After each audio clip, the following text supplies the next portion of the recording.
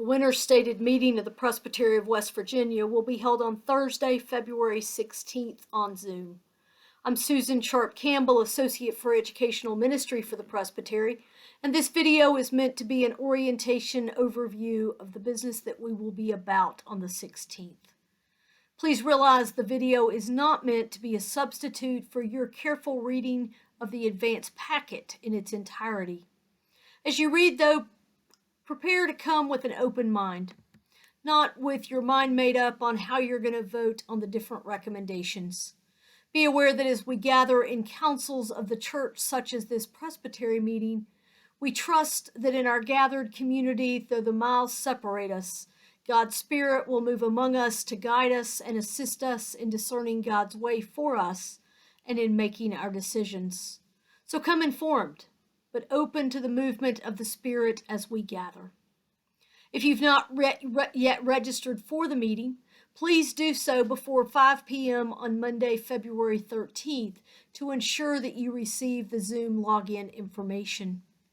If this will be your first Presbytery meeting on Zoom, or if you'd just like to know more, there'll be an orientation to the Zoom meeting on Sunday, February 12th at 2 p.m., during which Maureen Wright, stated clerk of the Presbytery, will review information that will help you join and participate in the meeting.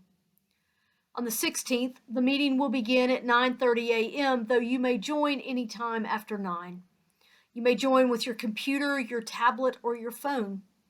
Once you join, please be sure that your name is on your screen so that those taking attendance can note your presence. If there's more than one of you using the same screen, please put their name up as well. If you're using a phone and unable to put up your name, please listen, as you may hear someone asking you to identify yourself. You'll be muted as you join. If you must talk, please unmute yourself. Otherwise, leave yourself muted so we don't hear your background conversations and noise or your dogs barking and so on. At this time, if you haven't already downloaded the packet, I encourage you to do so. It was sent in an email dated Monday, February 6th, or it can be found at www.wvpresbytery.org. You'll note that the packet has a considerable number of pages.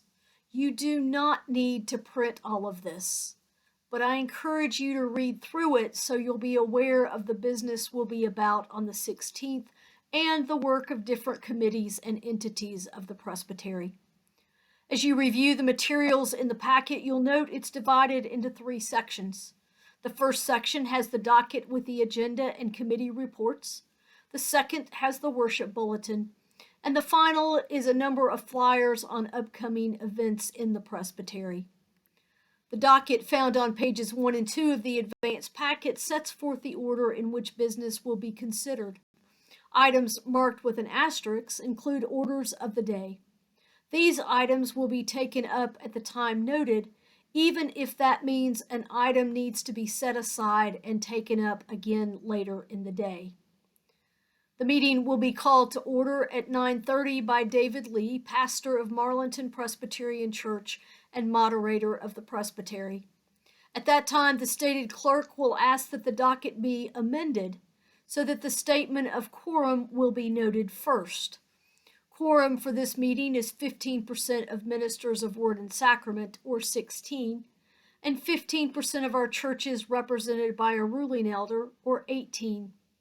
This change will then enable us to be what is currently listed on the docket as the first item of business, the seating of Therese Howell, who will lead our educational focus as a corresponding member. She is a ruling elder and stated clerk of North Alabama and Cherokee Presbyteries. Ruling elders who are attending a Presbytery meeting for the first time as a commissioner from their church will then be introduced. The docket for the day will then be approved before we move on to the consent agenda.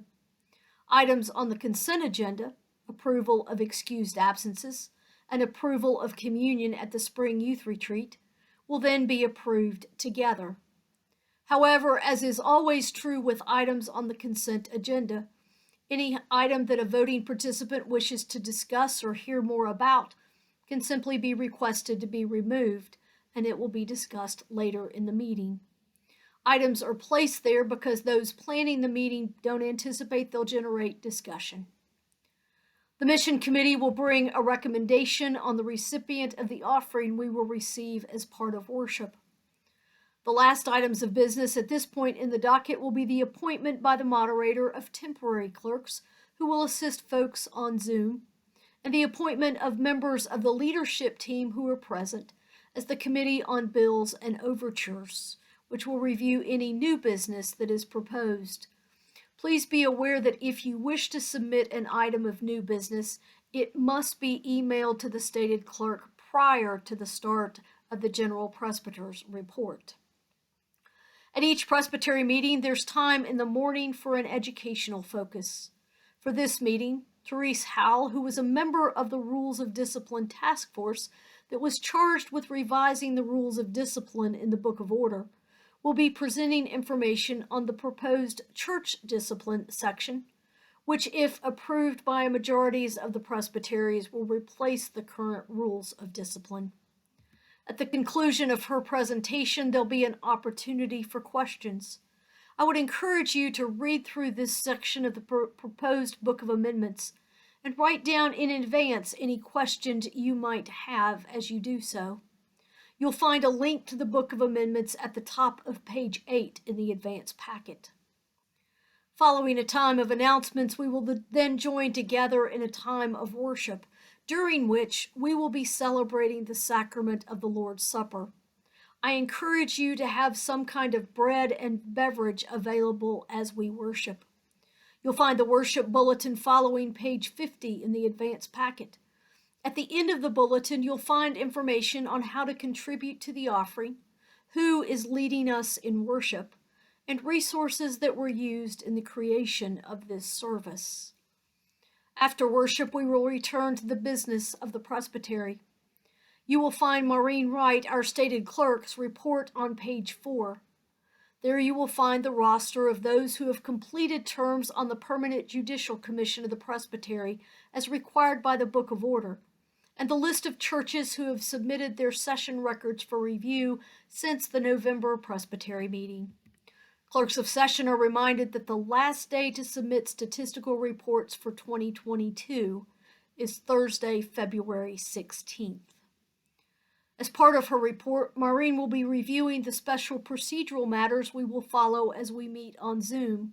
These can be found on page 5. They include who the participants at this meeting are, that in order to be part of the meeting, persons must register no later than 3 days in advance or Monday, February 13th, how a quorum will be determined, how to be recognized by the moderator in order to speak, and the deadline for new business. Please note that if you get disconnected and try to reconnect during the meeting, every effort will be made to readmit you. On page 6, you'll find the procedural matters we will follow. These include principles of parliamentary law, courtesy to all, one item at a time, majority rule, respect the rights of the minority, justice for all and partiality for none. Pretty much how we work and play with others as we meet together.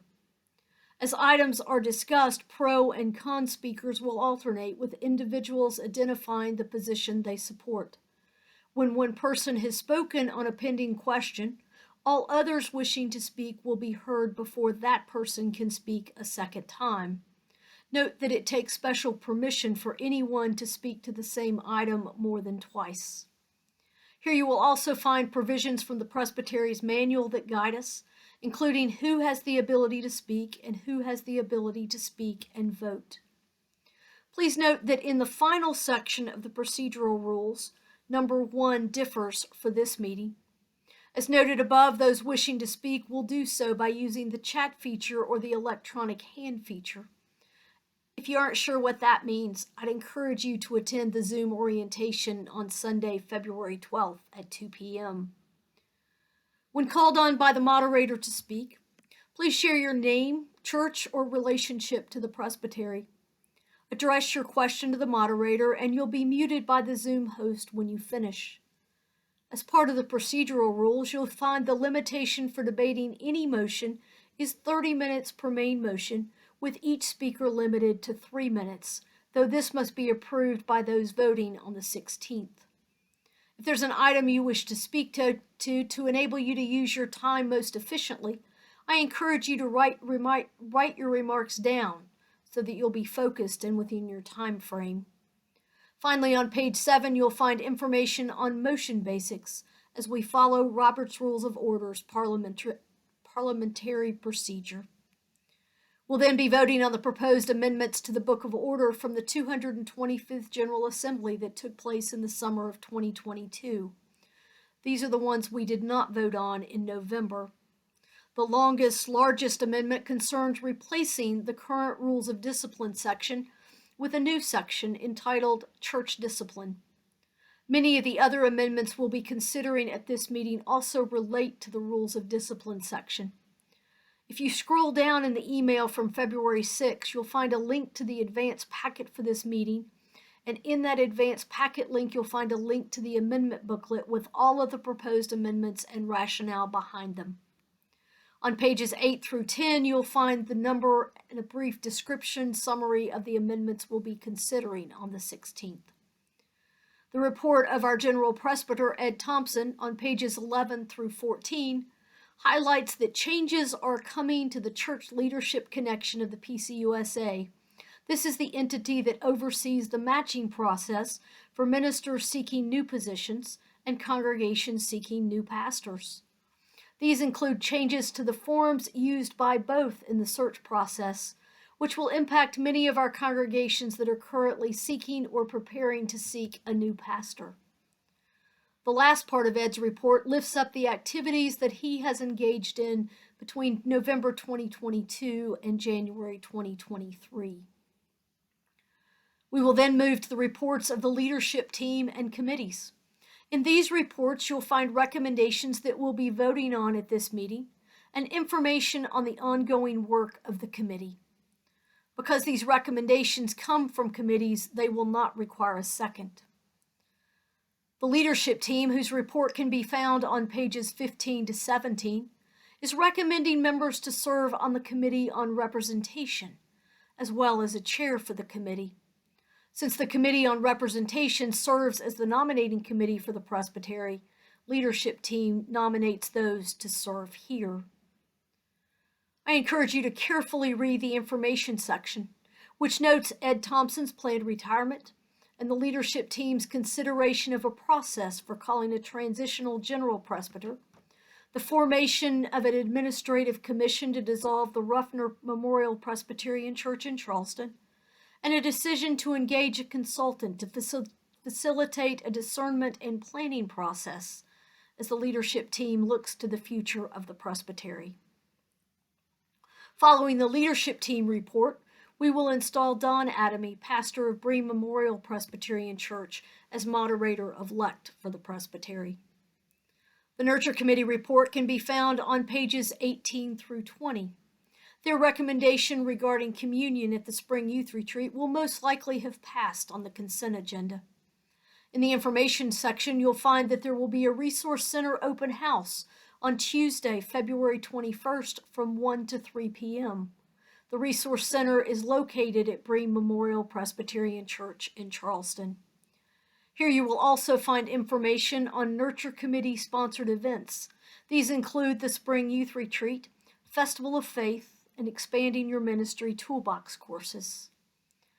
The Committee on Ministry does not have any recommendations at this meeting, but there is still a great deal of information in their report on pages 20 to 27 regarding its work with congregations in transition, covenants with commissioned pastors, pastors in temporary supply relationships, and lay pastors. You will also find here the committee's approval of a request for a waiver for rotating officers and a pastor's request for retirement. Please note that the date for this year's small church conference will be Saturday, October 7th. As part of their report to the Presbytery, we will be commissioning Robert Bain as the commissioned pastor at Falls View Presbyterian Church. At this point in the meeting, there'll be a 30-minute break. When we regroup following the break, With the necrology report, we will celebrate those ruling elders and ministers of word and sacrament in our presbytery who died in the past year, based on information provided by churches in the presbytery. You'll find their names on pages 28 and 29. You'll find the report of the Committee on Representation on page 30. In addition to the 2 committee members that they are recommending there, they may have other names to present of those to serve on committees. Please note that there will also be an opportunity for nominations from the floor, but if you wish to nominate someone or even nominate yourself, persons nominated must have agreed to serve if elected in advance. In addition, the Committee on Representation will also be nominating 5 persons to serve on the search committee for a transitional general presbyter. The Mission Committee does not have a written report for this meeting, but will have time for reporting following the Committee on Representation. Following the Mission Committee report will be a time for good news from the pews. Unlike when we're in person, and this is only for ruling elders to share as noted in the advance packet, everyone will have the opportunity to share something about what's happening in their congregations. We'll do this in breakout rooms, which will be assigned by the host. At the appropriate time, simply click on the invitation to join a particular room, and you'll be brought back to the main meeting when this time is over. You'll find financial information for the presbytery as of December 31st, 2022, beginning on page 31. Rocky Poole, our financial administrator treasurer, will be reviewing this information with us. Pages 38 to 40 provide information on 2022 benevolence pledges and per capita assessment by church. Page 41 to 43 shows this information for 2023. Page 44 provides a list of the top 20 churches in total amount of benevolences pledged and in giving per member. Pages 45 to 47 contain financial information on Bluestone Camp and Retreat and Friends of Bluestone, which is a separate 501c corporation that supports the work and ministry of Bluestone. Sarah Speck, Program Director for Bluestone, will report next with news of upcoming events and the summer camping program. The Administration Committee's report contains information on their year-ending meeting with Presbytery staff, a stipend for staff to help with internet and energy costs as they now work from home, and updates coming to the Personnel Handbook. At the conclusion of their report, there will be a recognition of Rocky Poole, who's retiring from his position with the Presbytery as of the end of February. The Vocations Committee does not have a verbal report, but you'll find its written report on page 49. In it, you'll find the listing of those ruling elders who've been reauthorized to preside at communion in their congregations of membership for 2023, and other aspects of its work with those seeking to become ministers of word and sacrament and commissioned pastors. On page 50, you'll find an evaluation form for this meeting. This form will also be emailed to you following the meeting. Please take the time to complete and return it. The leadership team reviews these as it plans for future meetings of the Presbytery. After the evaluation form is the worship bulletin, as I mentioned earlier. After the bulletin is the section titled Flyers. These contain information on upcoming events and are meant to be shared with those on your session and in your congregation. Flyers in this packet include a letter from Friends of Bluestone regarding projects they will be supporting at Bluestone this year and how you can support them in their endeavors. A toolbox course on preaching, I Love to Tell the Story, with Donna Giver Johnston in Charleston and on Zoom on March 4th. Festival of Faith with Terry McDowell Ott in Charleston on April 1st. The Spring Youth Retreat, April 14 to 16 at Jackson's Mill. The Toolbox course, Still Seeking to Be Faithful Together, Creative Conflict Transformation in a Divided Age on April 20th in Charleston and on Zoom.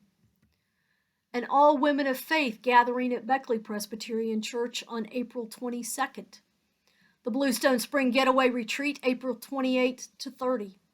Information about Presbytery's Youth Council and how youth and adults can apply to participate. Bluestone Summer Staff Positions. information on scholarships and loans that are available for post-secondary students, the Guys Weekend at Bluestone. Please note that the final flyer, Bluestone Summer Camp dates, will be replaced with one that will be shared as this video, the link to this video is shared. If there's no new business given to the stated clerk before the end of the General Presbyter's report, we will then move to adjourn, and the moderator will send us out with a benediction. The good news is most of us won't have to travel far to get home from this meeting. But please don't think you're done with the final amen. Your work continues as you share the work of the Presbytery at this meeting with your session, share the flyers with those who might be interested, and continue to pray for the work of the Presbytery. I look forward to seeing you on Zoom on Thursday, February 16th for this meeting of the Presbytery of West Virginia. In the meantime, if you have any questions, please feel free to contact me. See you on the 16th.